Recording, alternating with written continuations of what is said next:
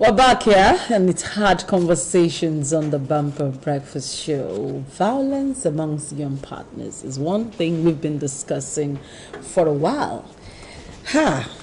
Why did we come about this topic last week? If you remember, there was the case of two young partners where one of them, a very popular or rising star in the music industry, began to do everything possible, began to run around, began to beat up his girlfriend. It was just a brief success, And I remember that Dr. Precious was sharing with me that just last month he got to be signed officially on the Davido label. Yes. And barely 1 month after, he was removed. It's quite disappointing, don't you think? It's quite disappointing. Very, very disappointing. Very, very disappointing, because this young guy is a promising rapper.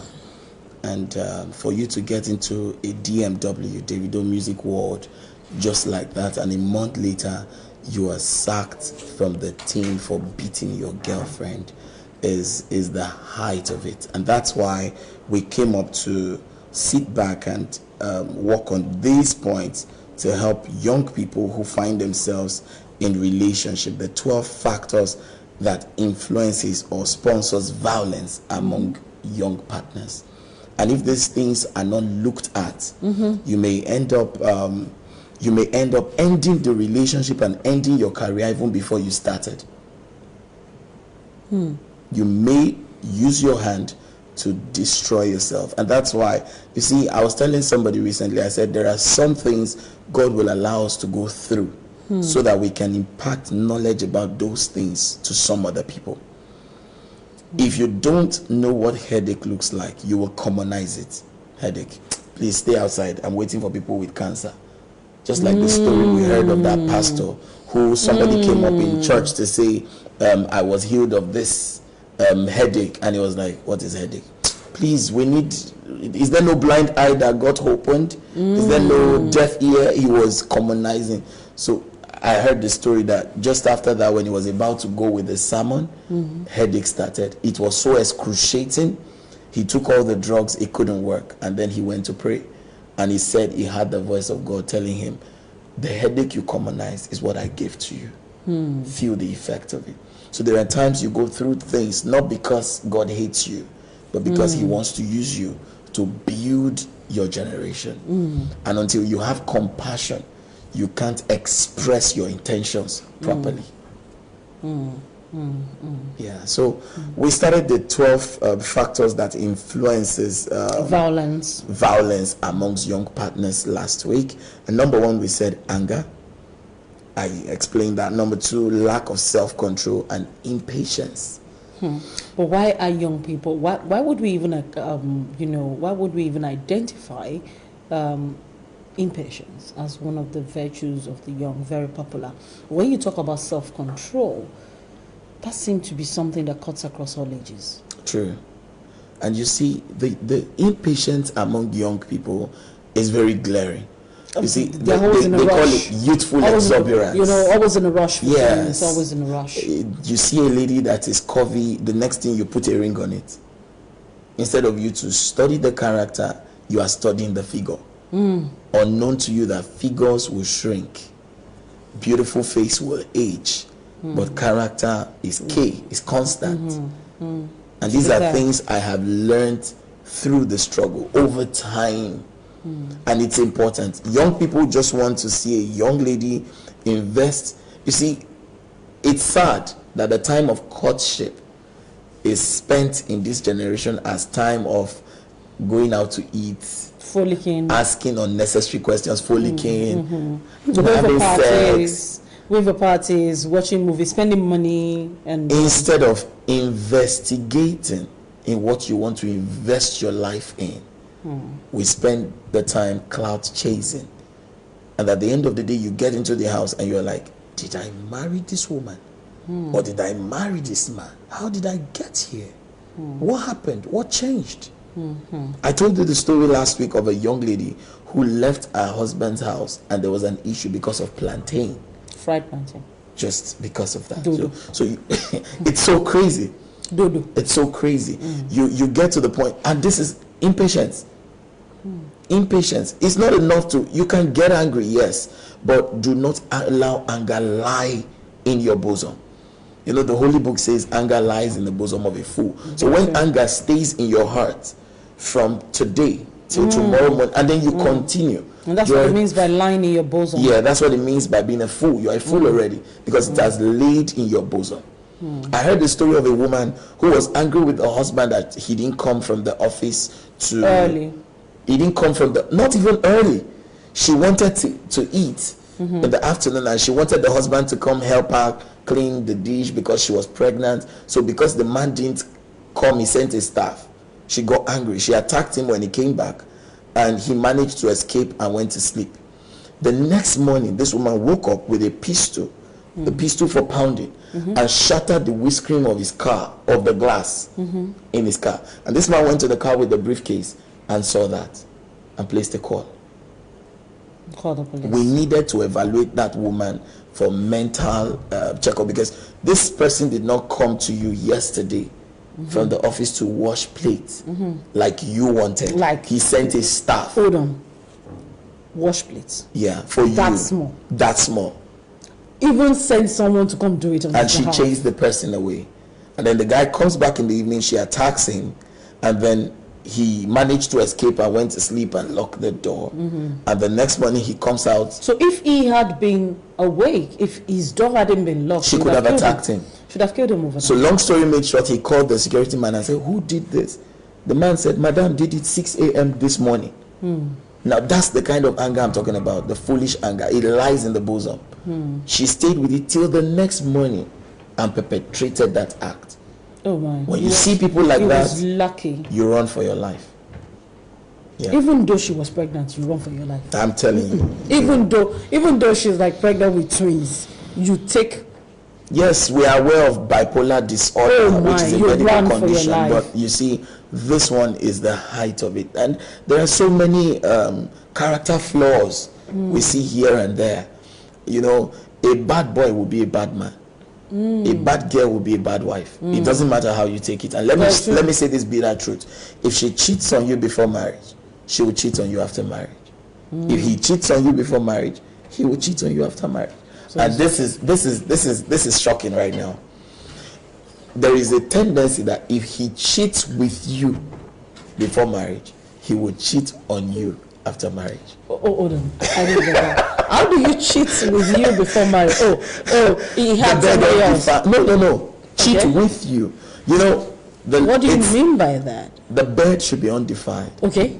Till after marriage. And you know and that we both know that we should not do this thing before. Okay. And meanwhile, we have both been stealing. So I'm cheating with you before the marriage. Who am I cheating on? I'm cheating on myself. That's why I say I'm cheating with you. We are both cheating because we are not supposed to do it before. That's our religion. Now you're doing it before. Okay? And then you expect that after marrying you, this guy will become a saint. You will not. He will go out there and he would not do it with somebody else. With somebody else. My sister. Dr. Precious. Abba. I said. Abba. So it's a theory we are trying to prove. We don't try to prove it. Okay. We'll get there. The one that I would agree with is if you were not the girl, okay, you stole him from somebody, and he was cheating with you, and then you became the main chick. When you marry him, he will still cheat on you. That one is more definite. Like it. That's more like it. I'm speaking now from the religious perspective. You know, let me tell you something. This is not a religious. I have seen. Yeah, I know, but I've seen where some so-called religious in quote people end up with such scenarios. So the faithfulness is not there, and then you expect the guy to keep being talking and spirit-filled afterwards when you know that the bed was defiled even before you got in. It's gonna be very tough. It's a theory we're trying to prove. We're still out there working, and we'll give you feedback. Please, when you have your theory proven, let me know. But what's the next point really? Okay, like I said, number one was anger. Number two was self-control, lack of self-control and impatience. Number three is nagging and verbal recklessness. Oh, that's where we Nagging were talking and about verbal you recklessness. just having the liberty, taking liberty with your mouth to say practically everything, irrespective of how it comes across to the other person. Yeah, there are some women who will totally bisect a man with their mouth, regardless of whatever it is. You know, a man once told me, he said, my wife can do anything to me, but to tongue lash me publicly, I won't take it. And there are some women, they can disgrace you in public. They really Shameless don't have women. shame. Yes. They're really shameless. And I tell people, do not marry a shameless person. Whether it's they a will man or a woman. a shameless person, because they will disgrace you publicly. Oh my, and you wouldn't recover quickly. And there are two people I always, when it comes to the school of character, I tell you, run away from that person who does not have anybody they respect. They listen to no one. They respect no one. They believe their opinion is final. I am precious, but I don't know all things. I still have a mentor. In terms of relationship, I listen to Pastor Piki, I listen to David Oyedepo, I listen to people who will help me become better.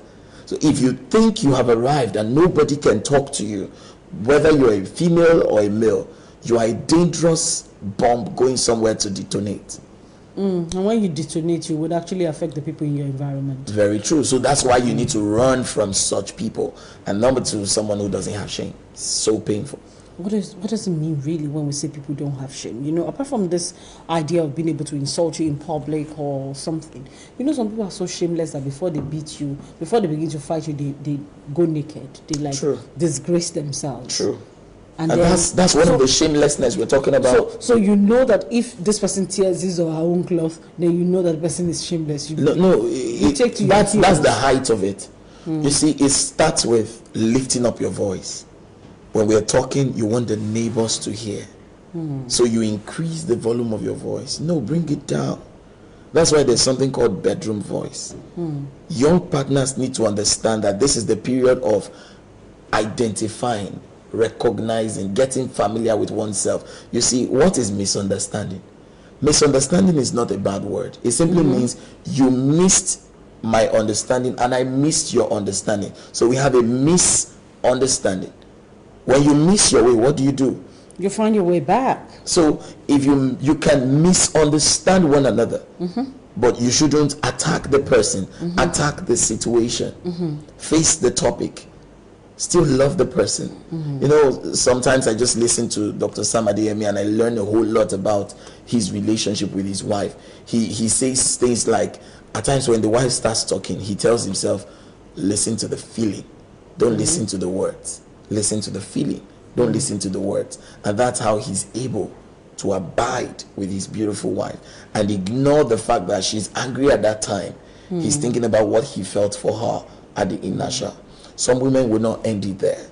They take it to another level, where the man now loses his cool and it becomes something for the public. And then people say he attacked her or he did this. They don't see what the woman has done because they just heard her voice. And you cannot find insult on the body of anyone. Very true. That's why a wise man once said, if someone insults you, turn a deaf ear, because if you go to court, you cannot show evidence for an insult, but you can actually show evidence for domestic violence, for assault. That's a good one.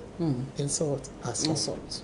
Interesting. So that's the much of that. And let's go to number 4, lack of mutual understanding. Lack of mutual understanding. Yes. We really do not understand each other. Understand the temperament, understand the personality, the character. But that's a really big issue that affects most relationships because people, I really doubt the concept of I'm in love with someone, I'm in love with this person, especially when you take leave of your senses because of that love. True. True. You shouldn't take leave of your senses because you see, you need wisdom to handle relationships. Like what I said at the beginning of this topic, I said, before you blame the devil, you need to think about these points. And all the points I'm stating here, they are all wisdom-based points. None is religious. They are wisdom-based. So you don't need to take leave of your senses if you must succeed as a young partner or as a partner or as a married couple, you need to intentionally study that person. I wonder why we spend 7 years in the university studying about human anatomy, and we can't even spend 1 year studying about relationship, and yet it is together forever. Strange, right? Because when you don't do that study, I think that's where this lack of mutual understanding comes in. Because, yes. And I think a lot of people have this misconception that you're meant to be alike. No. People actually. You're a man. She's a woman. No, apart from even the gender. What I mean is a lot of people have this misconception that on most issues you have to agree. You can't. Because I think it's mutual understanding and respect is, I know where this person, I know the perspective he or she would have when it relates to issues like this. Now you're already in number 5, bankruptcy of mutual respect. Now, with respect and understanding, you see, they go together. It's important you study the person so you can understand what the person wants and what he doesn't want. If you don't understand the person, you can't respect him. You can disgrace him without knowing. It's not until you speak that you disgrace a man. A man may want to peck you in public, and you're like, no, don't do that. And you've forgotten the cameras are there. There are some untold actions. Insults. Some untold insults. And women do those ones intentionally, you know that, right? Very, very well. Very, very well. Okay. So there's need for mutual respect. And respect is not an exclusive of the men. Women also need respect. I usually love to tell people, now woman way no say her husband respect her, go respect the husband.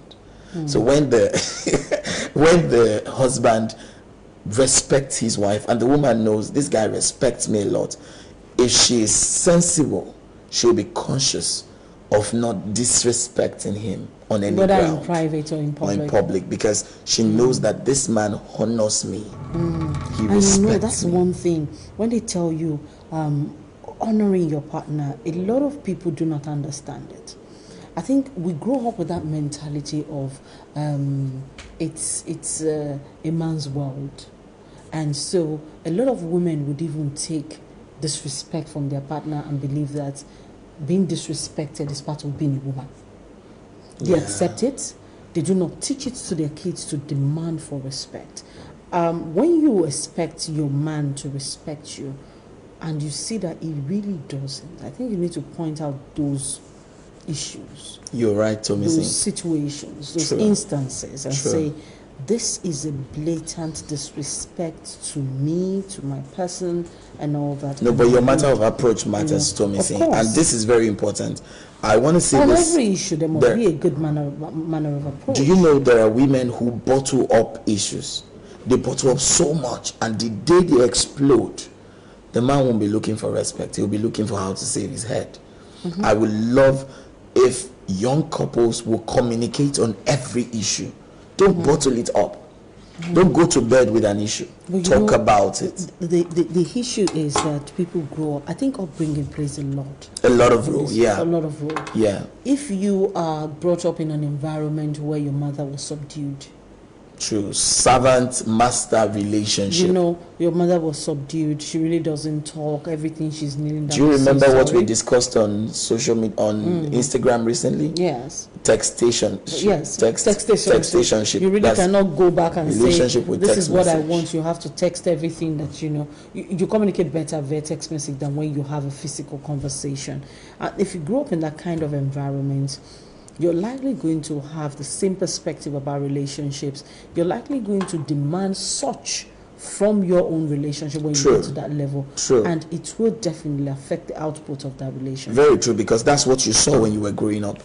You see, we are a product of our environment. And oftentimes, I usually encourage people to go out so that you can see things from another perspective.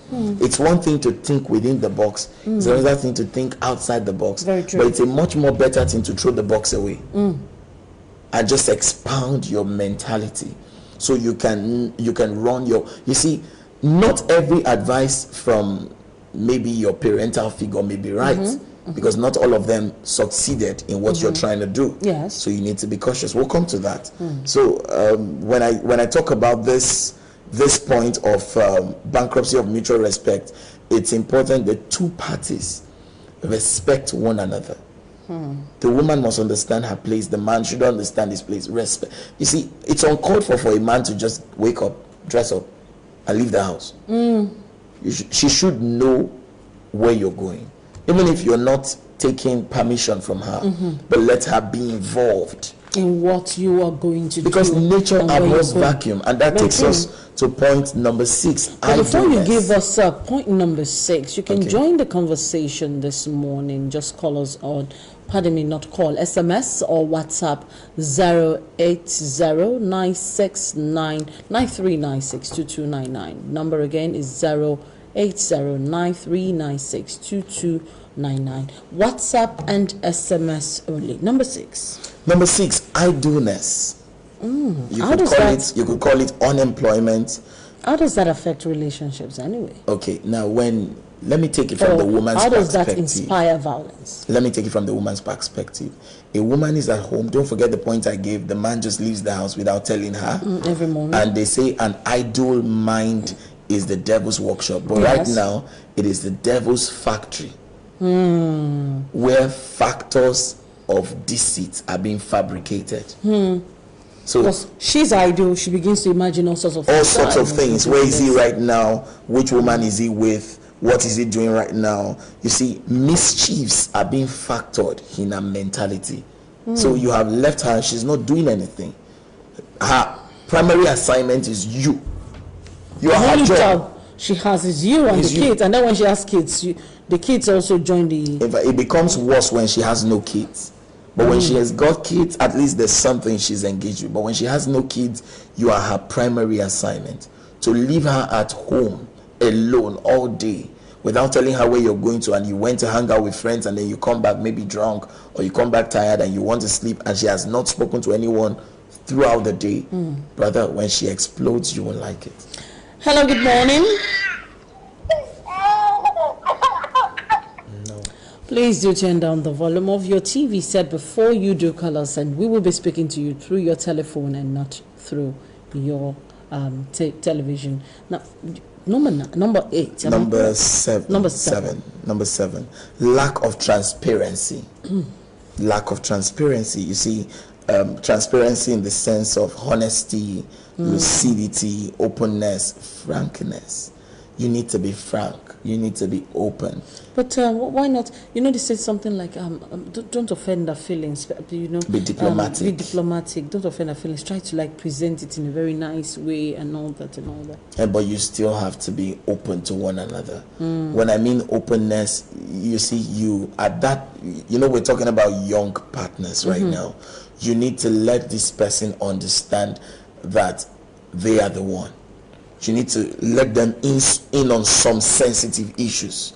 I love what PK said yesterday. He said, if a guy is always telling you, let's meet at the toilet, or let's meet at our usual spot, he said, forget it. You are the side chick. He said, you need to end all SAS relationships. And I really, really love that. That was the high point for me. What SAS relationship? SAS relationship. End SAS now. So SAS relationships. You just got it, right? I just got it. So you need to end those kind of SAS. It's a SAS relationship. It's a bad. So the word SAS is now used in the context of something that is bad. Wow. Number 8. So, like I said, number 7, you need to be transparent. Number 8, negligence. Now, negligence is failure to behave at a particular level on some certain issues. You see, when you ignore what is necessary, you just wave it aside. There's a level to which you will sweep things under the carpet, and the carpet will become full. You won't be able to walk freely. You could even trip and fall. That's how relationship is. If you neglect some important things over time, it will become a problem. And there are some women, they are called Margaret Thatchers, the iron ladies. They won't take it from you. The time you think you have landed is when they are just starting. As a matter of fact, they're vibrating. They will give it to you back to back. You need to be cautious of that. Number 9, poor emotional intelligence.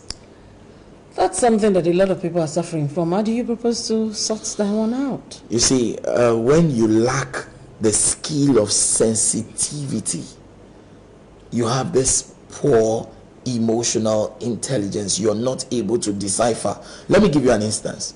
A wise man once said, when a woman looks morose and you say, sweetheart, what is it? And she say nothing, don't move away. There are many things.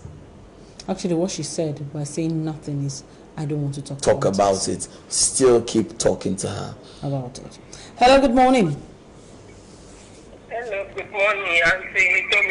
Good morning, ma'am. Your name and where you're calling from? Okay, I'm coming from Road. Mommy Adedayo. Mommy Adedayo, good morning. Good morning. I'm just happy that I just came up to listen to your conversation. Thank you so much. The area of lack of transparency that brother was mentioning now. Thank you very much. So, like a lady that is very quiet, that doesn't fight the partner for coming late, and that place has been complaining. Find out that he used to come home late. So what do you think the lady should do? As he doesn't want to make trouble with the partner, with his partner, her partner. Okay. All right. Okay. Thank you very much. I'll respond to that. I think I understand her. Okay. All right, we will. So thank you very much, Mommy Adedayo. Now I give that question to you. Should she respond? You see, it's beautiful when you understand the job of your husband. If it's a job that keeps him to that time, you must have known over time. But if it is his lifestyle that wants to take him into that, try and you could plan a surprise dinner. And on the floor of that surprise dinner with your husband, or cook his favorite food. If he has not, some women complain, oh, my husband doesn't take me out. You take him out once in a while. Surprise him. As a matter of fact, because since you he have likes an to stay out agenda. late, you also join him in the staying out late. Tell him, darling, could you pick me up and let's have lunch? I'm going to sponsor it. Yeah, I'm going to sponsor it. The man will hurriedly come take you. And then you can channel your grievances respectfully. I repeat, respectfully, because apart from even respectfully, Dr. Precious, I think when you're talking about your grievances, if you can put it across like you do say, attack the issue, not the person. What's your work life like? Okay, what's your schedule like at work on a typical day? You are not complaining. And then he say, why do you want to know? I just want to know now. Let me know a bit about, what you do every day. And then he tells you how he goes to work in the morning. Sure. How he closes his break time is at 2. He even eats lunch at his table. He can't leave. He's working and eating lunch. And then he closes at about 6. You can't be married to somebody you don't understand 8 o'clock, his his work. work schedule. And then by 8 o'clock, he's still very tired. He needs to go. Then definitely that, he's really, really upset because he stays so much at work. Okay, and then I enter that traffic is always a problem. It takes me about 2 hours to drive home. You know why it's coming late. True. I have to hang out with my friends. I'm following you on your next hangout. Say it in a very joking manner. And you see, I'm going with you on your next hangout too. You go with me. Yes, now it's not bomb shot I will wear. I wear bomb shot and t-shirt and follow you. And I must say this: there's a difference between conversation and confrontation. People need to know the difference. Confrontation is you coming to talk to him with the intention of fighting him. But conversation is you communicating with him with the intention of bringing about a solution. To the problem. Do it in love with a solution mentality. All right, this one comes to you. Good morning to you. Please, how do you deal with a man who constantly makes you feel your opinion doesn't count, and when you choose not to talk about anything, he thinks you've been passive-aggressive? Note, this is a man who has no loyalty at all and thinks he comes first in the relationship. Oh my. Now, you see, your approach. You see, Dr. Precious said, change your approach. That's let me tell you something. I think this should be one of the things we're talking about on Hard Conversations. Yes, we will talk about it extensively. I really wish we could finish up with this, but if we can't, we'll just... Number 1, number 10 as you close. That's your last point. Okay, number 10, but sincerely speaking, we need to really look at what she has said. We'll talk about that. Finally, number 10, I had 2 more, but let's see how it goes. Parental involvement. And that was where I came up, parental involvement. That is the kind of thing that used to happen in the past in our family and all of that. And that's the way. But anyway, we still have 3 more points to go on violence among young partners. This affects every relationship, but if we can correct it at the root, we're likely to be able to see a change. That's our show for this morning. Dr. Precious, how do you close? I close by saying it's very important to make so much excuses for your partner in order to prevent you from attacking them. Don't get to a point where you assume things. Making excuses for them will help you communicate calmly to them than assuming that this thing is on, I want to attack him. And if you're the type who is always hyperactive or hyperperceptive, you need to be calming down. My name is Tomisi Ojo, and I'm Dr. Precious Uwagbai. We'll see you next week. Bye-bye.